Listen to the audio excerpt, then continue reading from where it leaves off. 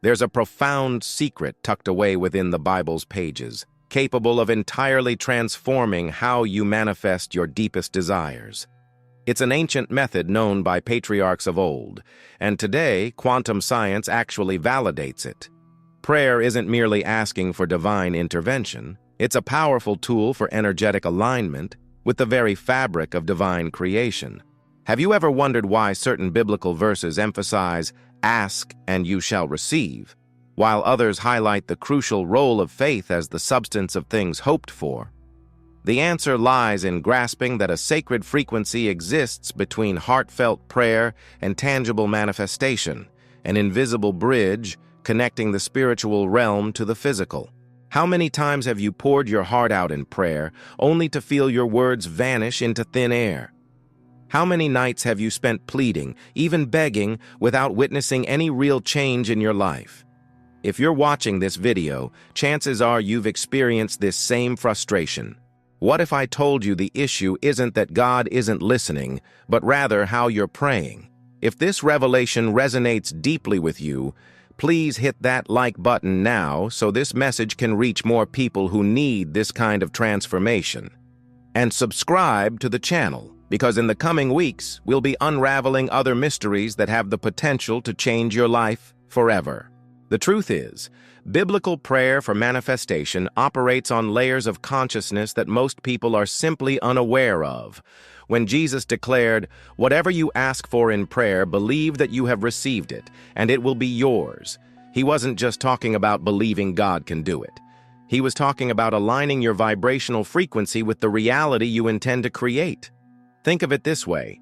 In the universe, everything is energy, vibrating at different frequencies. Your thoughts, your emotions, your very words, everything emits a specific vibration. When you pray correctly, you're not just requesting something from God. You are co-creating with Him, attuning your frequency to the frequency of your dream already realized. The prophet Habakkuk received an extraordinary revelation when God told him, "Write the vision and make it plain on tablets, so that he who runs may read it." This wasn't just about literal writing, it was about imprinting into physical reality what first exists on the spiritual plane. But here's the secret few truly grasp. Effective prayer doesn't begin with words. It starts with a state of being. When you enter into prayer, you first need to elevate your consciousness to a state where your dream is already a reality. It's like visiting the future where everything has already happened, and from that vantage point, you give thanks for what hasn't yet physically manifested. Elijah, when he prayed for rain, didn't desperately beg. He positioned himself in a state of absolute certainty, ascended Mount Carmel, and prayed with the conviction of someone who already saw the rain pouring down. His prayer was so potent that the physical atmosphere shifted to align with his spiritual declaration. Now, let me share something that could be a turning point in your life. There's a specific sequence of steps that transforms an ordinary prayer into a powerful manifesting force. And for those who truly want to master this process, I've prepared a comprehensive guide that details each stage of this sacred method. You'll find the link in the first pinned comment, where I reveal advanced techniques that simply don't fit into a single video. Let's dive into the first fundamental step: preparing your consciousness. Before uttering any words, you need to enter what the Bible calls the secret place. This isn't just a physical location, but a state of awareness where you completely disconnect from the limitations of the material world. Daniel had such a secret place. 3 times a day, he would withdraw to pray facing Jerusalem. But what he was truly doing was aligning his consciousness with the frequency of the divine promise.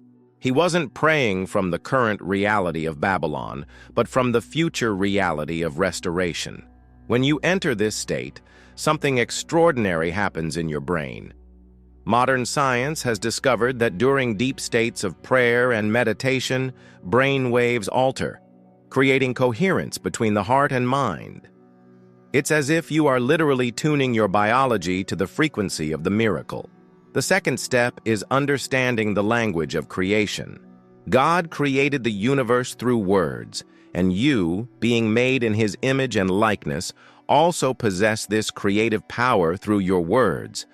But these aren't empty or repetitive words. They are words charged with elevated emotion and absolute certainty. When you pray, you're not negotiating with God or trying to convince Him of something. You are declaring what already exists on the spiritual plane and commanding it to manifest on the physical plane. It's as if you are an ambassador of heaven on earth, with the authority to decree divine will. Abraham received a promise that seemed impossible. He would become the father of many nations, even though he was old and Sarah was barren. But observe how he handled this promise. The Bible states that he believed in hope against hope. This means he maintained a vibrational frequency aligned with the promise, even when all physical evidence contradicted it. Here's a profound revelation. Abraham didn't just believe God could do it. He began to live as if it were already reality. He even changed his name from Abram to Abraham, which means father of many nations. This is pure manifestation. He altered his identity to align with his destiny. The third step involves what I call future perfect tense prayer. Instead of praying, "Lord, give me a job," you pray, "Lord, I thank you because I already have the perfect job for me." You are praying from the reality where your dream has already materialized. This might seem strange at first, but Jesus taught this very principle when he said, "Therefore I tell you, whatever you ask for in prayer, believe that you have received it, and it will be yours." Notice the verb tense. Believe that you have received. In the past, as if it has already happened. This is the distinction between a prayer of supplication and a prayer of manifestation. In supplication, you acknowledge lack and ask for it to be filled. In manifestation, you acknowledge the abundance that already exists spiritually and declare its materialization. However, here's what many preachers don't teach. There's a cosmic responsibility in praying this way. When you pray in the future perfect tense, you are making a covenant with the universe. You are declaring that you are ready to receive, and more importantly, that you are ready to become the person who can sustain that blessing. Joseph had prophetic dreams about his future, but he spent years preparing to become the person who could administer Egypt.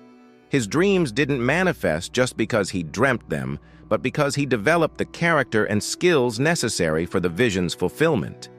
The fourth step is what I refer to as energetic embodiment. After praying, you need to start living as if your prayer has already been answered. This means adjusting your thoughts, your emotions, your actions, and even your language to align with the reality you've declared. If you prayed for financial prosperity, stop constantly talking about lack of money. If you prayed for a relationship, stop living as someone who feels rejected. If you prayed for health, stop identifying with sickness. You need to wear the identity of someone who has already received the answer. This isn't pretense or self-deception. It's conscious alignment with the spiritual truth that transcends temporary physical reality. It's like tuning your entire life to the frequency of your answered prayer. The widow of Zarephath is a perfect example of this. When Elijah asked for food, she said she only had a handful of flour and a little oil to make her last meal before dying. But when she acted in faith, preparing the bread for the prophet first, she aligned with the promise of multiplication.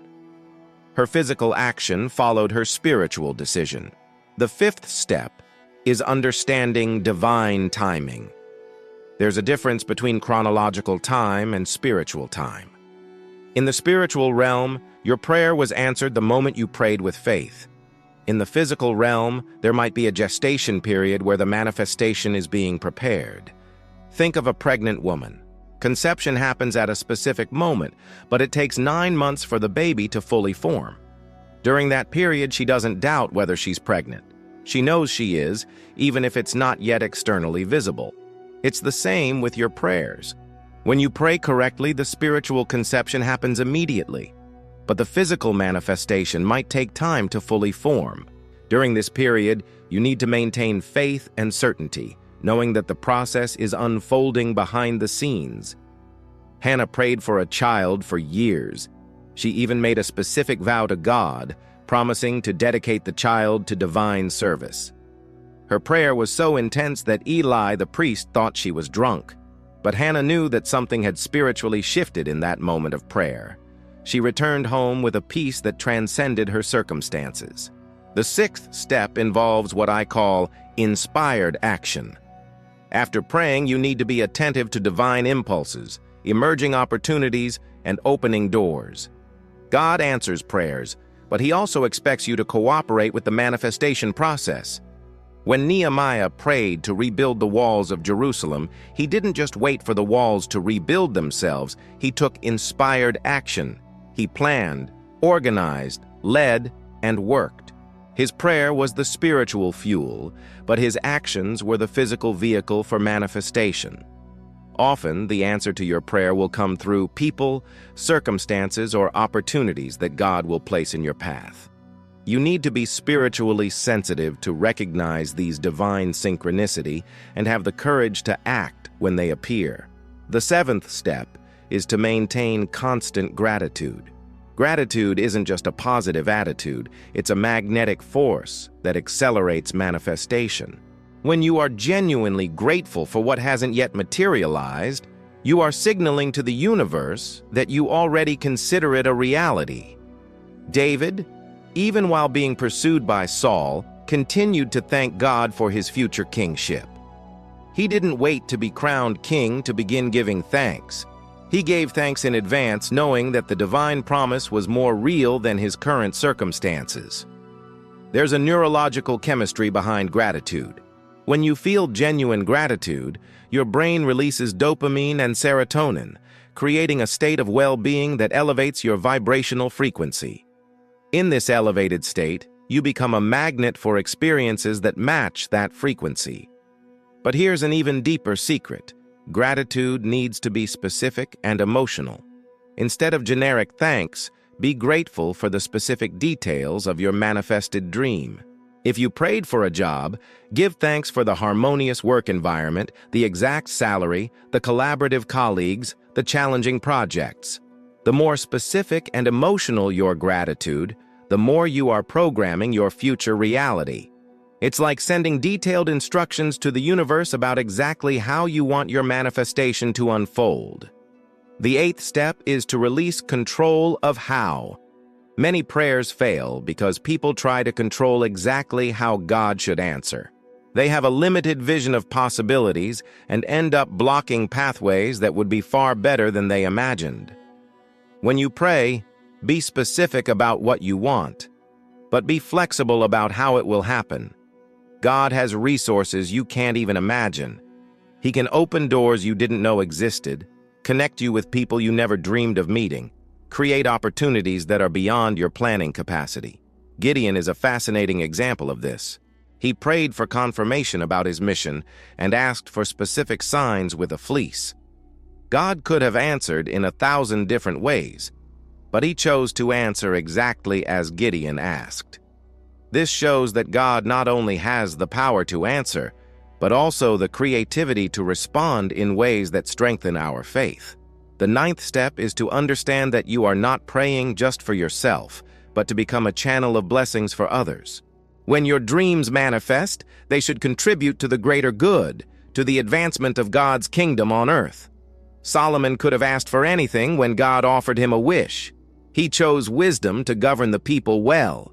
His prayer was so selfless and focused on the common good that God gave him not only wisdom, but also wealth and honor that he hadn't asked for. This reveals a cosmic principle. When you pray for something that will bless others through you, you align with the heart of God. Your prayers become prayers that God wants to answer because they are aligned with His greater purpose. The 10th and final step is to develop a consistent and disciplined prayer life. Manifestation isn't instant magic. It's an ongoing relationship with the source of creation. The more you cultivate this relationship, the more attuned you become to the frequency of manifestation. Daniel had a non-negotiable prayer discipline. Even when he was forbidden to pray, he continued praying 3 times a day. His consistency forged such a strong connection with heaven that he received revelations about the future and held authority over earthly kingdoms. Your prayer life should be like a bonfire you keep continuously lit. You can add logs, specific prayers, when needed, but the fire never goes out. This creates a constant spiritual atmosphere around you where miracles become natural. Now, if you've made it this far, it means something within you is awakening to these truths. You are beginning to understand that there is a method, a spiritual science behind effective prayer.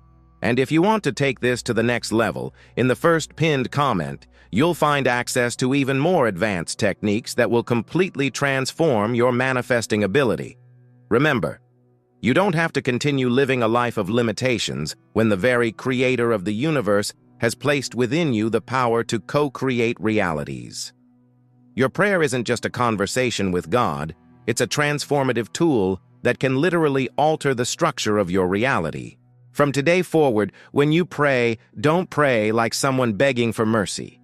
Pray like someone who understands their divine identity and spiritual authority. Pray like someone who knows they are cooperating with God in the manifestation of His kingdom on earth. Your dreams aren't just personal desires. They are seeds of divine purpose planted in your heart. When you learn to pray correctly, you become a spiritual gardener who knows how to cultivate these seeds until they become lush trees, yielding abundant fruit. If this content has touched your heart and expanded your vision for the power of prayer, please leave a like to bless others with this revelation. And subscribe to the channel because in the coming weeks, we will continue exploring the mysteries of conscious manifestation through biblical wisdom. Together, we will discover that there is no limit to what we can co-create when we align with God's heart.